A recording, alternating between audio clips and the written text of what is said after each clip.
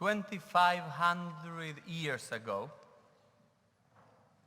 in Greece, the Greek philosopher and sophist Protagoras said, "Man is the measure of all things." Protagoras said, man, or woman, humankind, is the measure of all things. Following the biblical prose, we could say, and thus the world was ruined. Perhaps I'm exaggerating a little bit, but not by much. There are various interpretations of this expression. Some refers to the individual man, leading to cultural relativism or extreme individualism, while others refer to mankind as a whole, leading to a more monolithic worldview, a form of totalitarianism. However, what all variants of this expression share is the idea that we human beings are the center. We are the yardstick by which we view, analyze, and judge the world. On this sacred morning of Yom Kippur, I would like to argue that few notions are more contrary to the Jewish spirit, to the Torah, the prophets of Israel, and the teachings of the Talmud, than placing human beings at the center of the world. Ultimately, these notions have led over thousands of years to the situation our world faces today. If man is the measure of all things, then our human needs take precedence over the ecosystem that surrounds us. If man is the measure of all things, then my desires take precedence over the desires of other people around me. If the man is the measure of all things, then my worldview becomes anthropocentric, where humans are the center of the creation. Halila, would my grandfather say. Judaism is a theocentric tradition where God is the center. And ultimately, and I would like to suggest, the center here on earth is in the human community, not in individual persons. Not only do we harm our ecosystem and our society in general when we put each of ourselves, our needs, our desires at the center of all things, but we also harm ourselves by often believing that we are the center of the universe. How many times you heard or said, "Why is this happening to me?" What if certain things simply happen, affecting both the good and the bad, the just and the wicked alike? What if there isn't necessarily a malevolent plan by the world or by God to harm you? What if we move away from the center? With your permission, I would like to suggest that from a Jewish perspective, it's not all about you. It's not all about you. It's not all about me either. Instead, it's about to recentering the community, the Keilah, from God's eyes. This is my invitation this morning and my sermon the morning of Yom Kippur. It's not all about you in singular, it's all about you in the plural. Let us start with some facts. We live in an individualistic society. Would you agree? Yes? Thank you for that, yes. Me comes before the we. We live in a world where everybody thinks their needs are more important than the needs of others. We live in a world where many times we feel, though we often do not dare to say it, that the others, the world, owe us something. We live in a society where claims for rights take precedence, but the declarations of our obligations are seldom heard. We all know about our rights, but we do not talk too much about what our obligations are. We know our history. We know that the origins of the Industrial Revolution, the rise of modern democracy.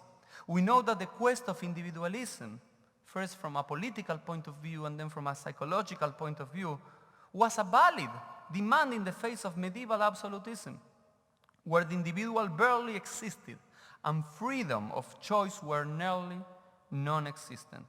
I do not deny the merits and the improvements that this individualistic thinking has brought to our world.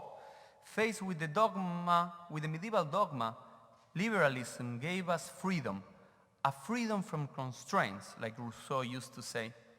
However, hasn't the pendulum swung too far? Haven't we become so free that we have become selfish? Do we have so many possibilities that we no longer know what we truly want? It never happened to you that you are so free to choose and then you decide not to choose because there's too many options? Have we become so individualistic, secure of our own perspective that we lost our way in the face of an objective truth? On Rosh Hashanah, we celebrate the creation of the first human beings of humanity. And today on Yom Kippur, each of us individually stands before God to ask for forgiveness of our mistakes. It appears that today, a day of Yom Kippur, is a day of individualism. However, all the liturgy is in plural. I made the sermon here, not at the end of the service, to point this very specific point. When we are going to stand at the end of my sermon for the vidui, the confession, and the slichot, the asking of forgiveness, you will never find an I. A me is always a we. It's always in plural. We do not say, I have sinned. We say, we have sinned. Al-chet shechatanu lefanecha, the sin that we committed before you. Ashamnu bagadnu, in plural. Why, on the holy day of the year, do we stand before God and do not speak in the first person in singular, but in the first person of the plural? Perhaps it is to try to break away from the prevailing individualism in our hearts and our societies this year. Perhaps to emphasize what Rabbi Abraham Yoshua Heschel once said, in a democratic society, some are guilty, but all are responsible. Maybe because as babies, one of our first words are me, me, me. And to grow up means that we turn the me to a we. Allow myself this morning to share with you from the Jewish perspective 3 problems with this increasing individualism. First, mind your own business. It's not a Jewish belief.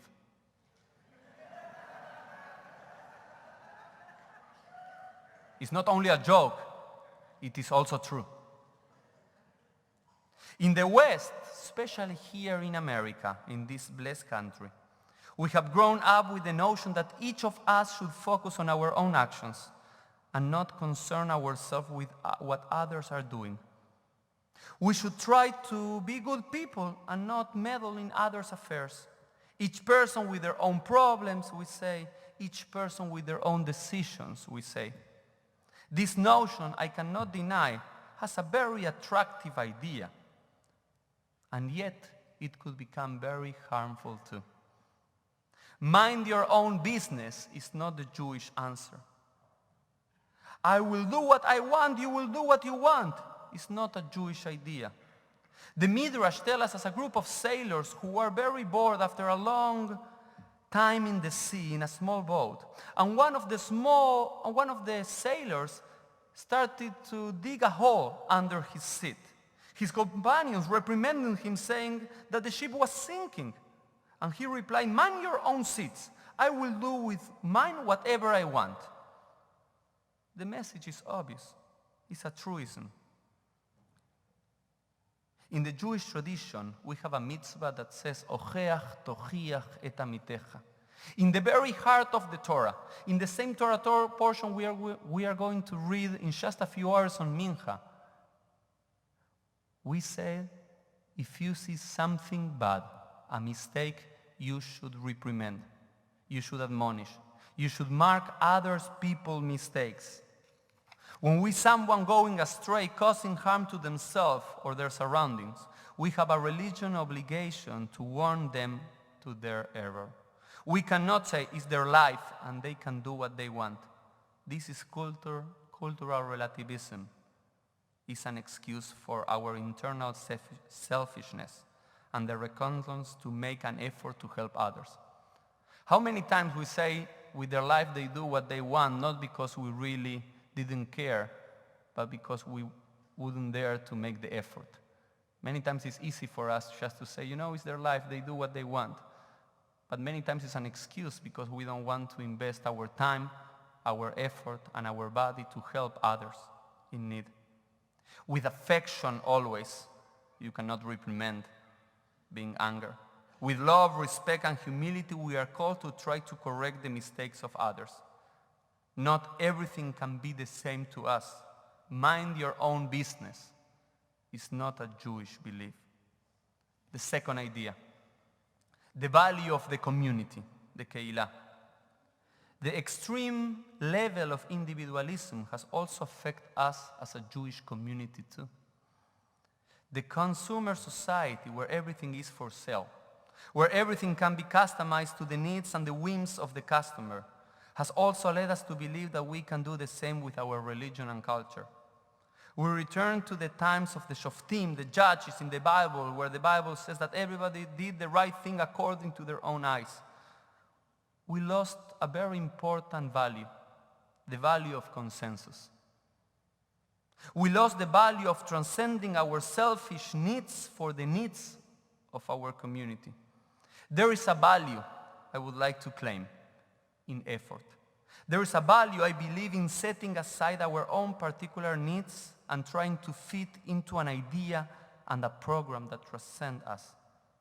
Judaism has always placed emphasis not in the individual believer, but on the community as a common unity, as a meeting place. That's what a community is all about. A common unity, what unites us and makes us have things in common. It is more convenient for me if Shabbat falls on Sundays. It suits me better to celebrate Hanukkah a few days later so it doesn't coincide with my winter break. It's more convenient to me to study in English than learning the Hebrew. We must recenter the community before the self, the needs of the majority over our own. It is not the complete suppression of our own desires and needs. Of course, every bar mitzvah and bat mitzvah should be unique. Every wedding should be different from last. Surely, we need to be flexible as a community to reach every Jew wherever they are. But we must also move away from the center and make the efforts, yes, effort, to achieve a common unity in this community. There is a value in commitment. There is an inherent value in sacrificing for the common good. If every Jew had their customized Judaism, each one would be their own synagogue. If we are part of a community, we often need to step away from the center and think of others before of ourselves. Al tifrosh min hatzibur, do not separate yourself from the community, Hillel taught us. I would like to suggest that we need to think about Judaism in concentric circles. Each time we move to a larger circle, we must yield or find common ground and strive to maintain harmony. In my room, I can make Judaism what I want. We live in a free society. But when I move from my room to the family room, I must find common schedules and traditions to enjoy and live our shared Judaism with our family. When I live with my family and I approach a larger community, a temple, we must be more flexible in terms of customs and traditions. And when we unite among communities, we must make even more effort to be flexible and find points of unity among all forms of Jewishness. The self is too small. The world is too big. It is the family community, the Keilah, that is the midpoint for living and expressing our identity. Third idea, maybe the most important one that I would like to share this morning. Some things just happen. They do not happen to you. Moving away from the center is not only about yielding for the common good, abandoning our selfishness or feeling part of something greater than ourselves. It is also about alleviating an almost existential anguish that many suffer from. Why is this happening to me? And I do not believe for 1 second that most of us, if not all of us, this last year we haven't asked once, why is this happening to me? How many times we have heard this question or something similar where someone experienced a tragedy, illness, or something similar? What if we are not the center? What if things just happen? I would like to invite you this Yom Kippur morning to embrace another worldview from our Jewish tradition, one that takes out the burden of individuals and emphasize the commonalities. In an ideal world, says the Talmud, if a thief steals seeds and then plant them, they should not sprout. That is the ideal world. However, if they are water exposed to the sun, they will sprout just like those of their neighbor, the righteous and pious one. With sweat and tears obtain the seeds to support his family. We do not live in that ideal world. That will come, God willing, in the Messianic times. The sages of the Talmud tell us, Haolam keminago noeg.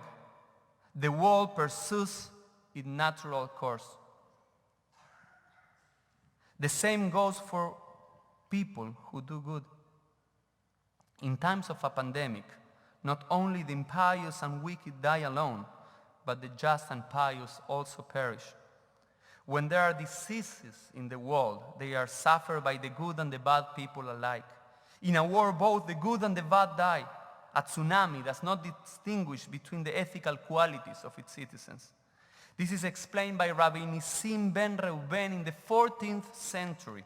7 centuries ago, he said, in the same way we are certain malignant influence is released upon a place or clime, it will not manifest itself as the blessed one striking with a rod or thong only specific individuals, but a generic maleficent force, which will cause injury even to him who does not deserve to be punished. It is not all about you. You are important. Never forget about that. You are beloved. Never forget about that. But you are not so important. None of us is indispensable, but the world will be very different without each one of us. In the Jewish tradition, unlike some other Eastern cultures, we should not eliminate the self. We should seek to eliminate our ego or our desires. We should not seek to do that. We must put them into perspective, negotiate with ourselves and with that which transcends us. God created each human being unique, with their own voice, their own conscience, their own ideas. However, as human beings, we have come to understand that the only way to transcend in time and space is to relinquish the absolute self a little bit and complement it with a collective we. Between selfish individualism on one extreme and totalitarian collectivism on the other, we must find a middle ground, the Derech HaMelech. And for me, that is the community. We are so little and the world is so big. We need to find a middle ground, a place with other people who share similar values and similar ideas. This Yom Kippur morning is perhaps one of the great examples. Each one enters here as an individual with your own fears, your own mistakes, your own anxieties, their own request of forgiveness. And yet, in the shared liturgy, the liturgy inherited from our ancestors and shared in all the Jewish communities around the world that unite us. It is that plural liturgy that allows us to feel part of something greater than ourselves, something that transcends us. Individualism also often leads to depression and anxiety, to feeling alone in this world, misunderstood and different. Sometimes we want to be so unique, we want to be so different that we cannot then find another with whom to share that difference. Lo tov eyot adam levado. It's not good for human beings to be alone, says God in the Genesis. The gaze of others, the opinions of others shape us. We need another to transcend. No one can transcend alone. That is why we are a community. To conclude, mind your own business, not a Jewish idea. We are here for each other. We have a responsibility to our fellow human beings. The world does not revolve around our navel. We are just a link in a millennia-old chain. Judaism did not start with us, and we have the responsibility to ensure it doesn't end with us. We must advocate for a Judaism and a society where we are not only declare our individual rights, but also advocate for our collective responsibilities. We must live a Judaism of concentric circles, from ourselves to Klal Israel, the collective Israel, through our families and communities in between. Every time we expand the circle, we must be more flexible and yield more to find common unity. It's not all about you. Something do not happen to you. They simply happen. Chatima Tova.